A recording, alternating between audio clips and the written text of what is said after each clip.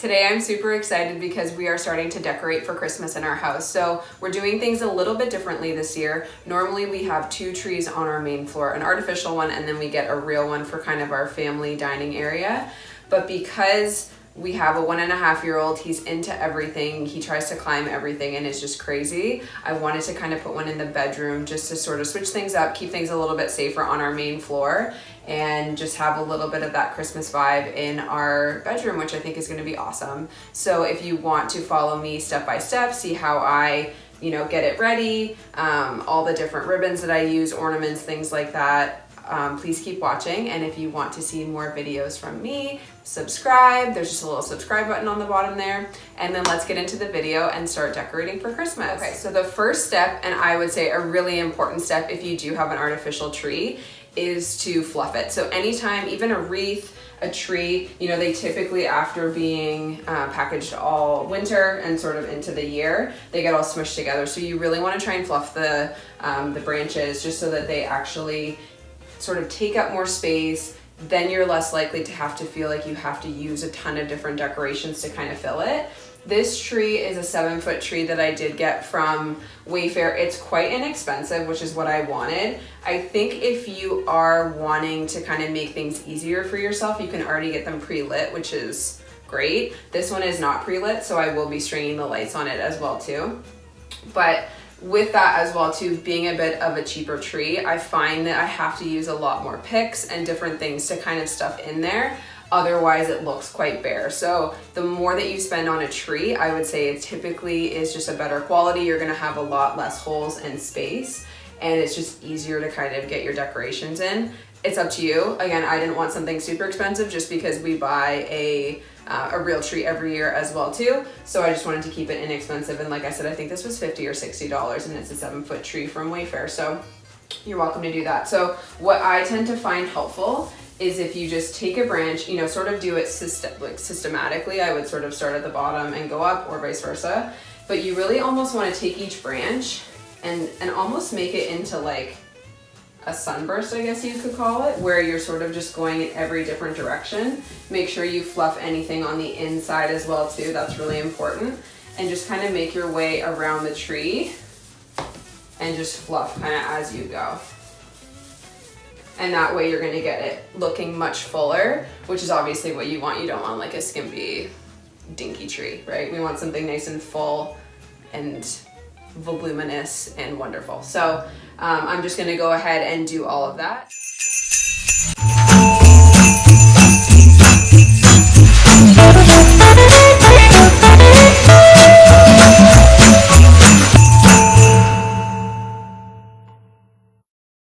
So our tree is sufficiently fluffed, I would say, for now. We can obviously keep doing that as we go, but I'm gonna be adding on the lights next. So a lot of people do this differently. I tend to just kind of go around. I think the biggest thing with lights is don't skimp on lights. So just get extra lights just so that you don't kind of, go halfway down your tree and then you realize that you've run out of lights. Start at the top. Always make sure as well too that you start with the, non-pointy end, just so that you have something to plug in at the bottom. I've made that mistake a couple times where you're just halfway down the tree and you realize that you've done it the wrong order. And then the other thing too is really stuffing the lights into the tree so that you can kind of stuff them in and then come back out. So if you're doing it like this, we'll start up at the top. And it's not as easy to kind of show this on the top, but you essentially want to try and kind of wrap them in and then wrap them on the outside as well too. So you kind of get almost like a double layer. And again, if you want to invest in a pre-lit tree, this is always a great reason why, because then you don't have to fuss about with lights. So again, you would want to kind of go in, and then you could even just do sort of a layer on the outside, so you're getting kind of that double layer of lights, which I think always looks really nice. I've seen a lot of people add as well to those really like LED battery pack lights as well too. You can add sort of that extra twinkle if you want or something like that. I would probably advise doing that more at the end, but I think that looks really pretty as well too. So I'm gonna do the lights and then I will talk to you about the ribbon.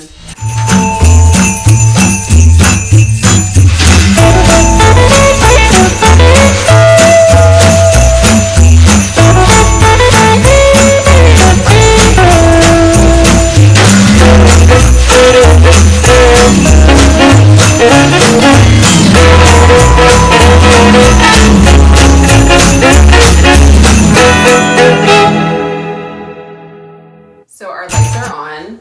I had a little bit of a scare where one strand wasn't working, but I kind of fiddled around with it and got the lights to work. So that's great. Next, we're gonna be doing ribbon. So ribbon is one of those things that I would say everyone does differently from what I've seen. I've seen a lot lately where people are kind of cutting about like a foot worth of ribbon and then kind of just placing it in the tree and then sort of just kind of doing either different patterns that they want, but it kind of has that more ballooning, again, voluminous kind of look. And people tend to think it's a little bit simpler if you're doing it that way. I actually really still, again, I'm kind of old school. I like using like a full length of ribbon. This one I actually got from Costco last year and I think it was like $7. So it's for 50 yards of ribbon, which is such a good deal. And on this tree, again, because it's a little bit smaller, it's not as full, I tend to use more ribbon. So I actually do 2 different kinds of ribbon. So I'll kind of explain what I do with the ribbon. So usually what I'll do is I'll kind of wrap it around the top. And again, if you have something thicker, I actually on our real tree use burlap, which I really love that look as well too. This is kind of a natural looking ribbon as well. So I'll kind of just wrap it. And the biggest thing I find to make the ribbon look really nice, and again, this is a bit hard to show, but you're gonna push it in and then kind of let it balloon out. And then push it in. Again, it's a little hard to show at the top, but as we kind of get down the length of the tree,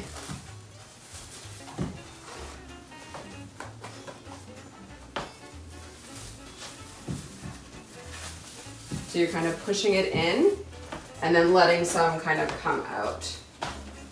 And then you push it in and you can obviously, fix it. And I find that the wired ribbons tend to kind of hold the shape really nicely. So maybe, look for some wired ribbons if you're gonna want to do this kind of technique. But I like that sort of look of pushing it in and then having a little bit of, sort of, I don't know what the right word is, but like it kind of cascades down and you just have that look of it sort of going into the tree. So I find that versus just, if you sort of imagine the other way to do it is if people kind of just like do this and sort of lay it flat, I feel like it doesn't have as much movement. So if you push it into the tree and take your time with this.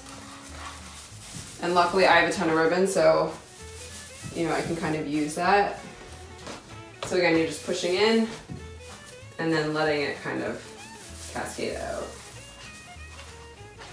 And then I'm gonna do that for the full length of the tree. And I'm gonna do that with another ribbon as well too. So just to kind of give it a little bit more dimension.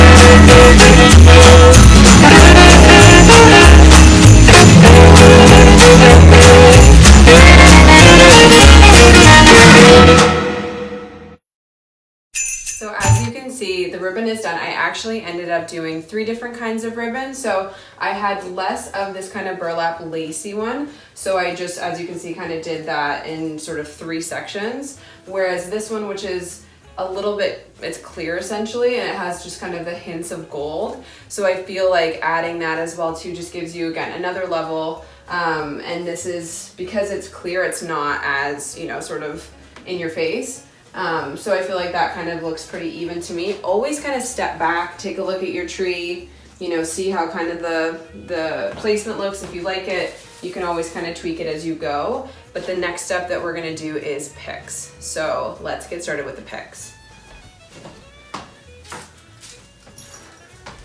I have an assortment of different ones from Michael's, I feel like even Dollar Tree and some other places like that. This is where you're gonna get that added thickness. So you can kind of see that we've already got a decent amount of thickness with the ribbon, but what I'm gonna be doing is just using the picks and just placing those kind of in the areas where I feel like there's, you know, sort of holes. And, you know, if you have certain picks, like I do have some that are a little bit more ornate and gold, those I'll probably place more evenly throughout the tree. But if you're just looking more for like a filler, I would just say kind of look at where your gaps are and then fill in based on that. And I think that that's just a way that you can kind of make things look a lot more full, and you're gonna kind of minimize the amount of gaps and holes that you have, which obviously is what we want. Let's get into the picks, and then after that we'll get into the ornaments. So we're getting there.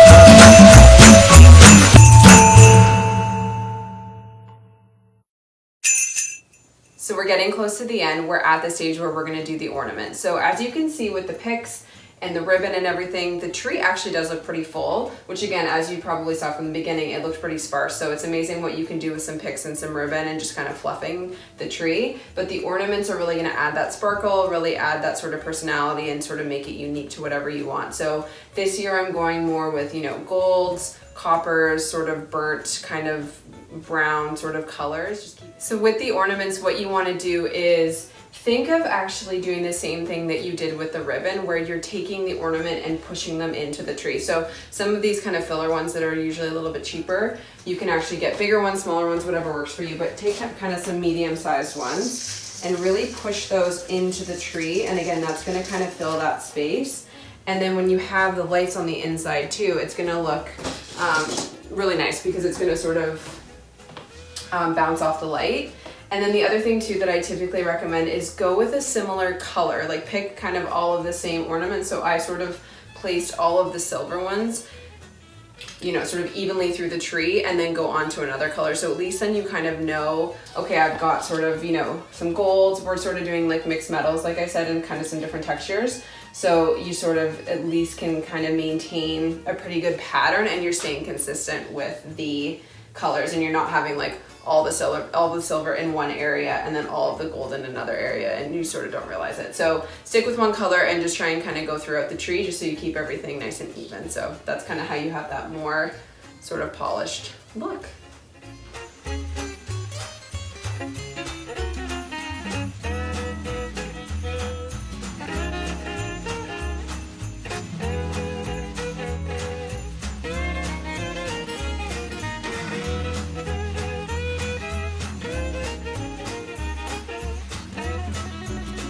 So we've got all of the ornaments on the tree.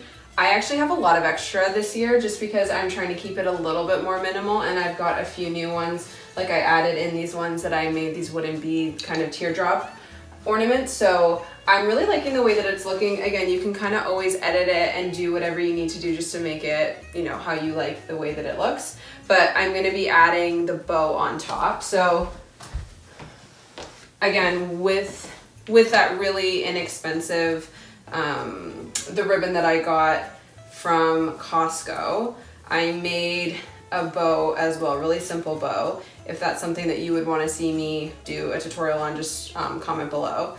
But I made this really simple bow, and I'm just gonna kind of affix that to the top. You could totally use a star, an angel, you know, obviously whatever works for you. I kind of like this look. We have a star on the real tree that we use, or that we get every year, but I kind of like doing something a bit different. So I made this bow, and I've just got the wire on the back, and then just really simply, I'm just gonna fix that to the top. And again, you can kind of crimp it and, you know, sort of, I feel like I want to keep saying voluminous, but you just want to try and make it look you know, nice and full. So I kind of like when it cascades down a little bit, and I've sort of just got the ends cut like that, and you can kind of just have that look, you know, it ties in, looks a little natural, and I just think it looks really beautiful. So thank you so much for watching. I'm really excited to kick off the Christmas season. This really gets me quite excited just to have a tree up. I feel like that's kind of the quintessential part of, you know, starting to decorate for Christmas. So expect a lot more Christmas videos, decorating videos in the future. So keep watching my channel for those, and thank you so much. This was so much fun.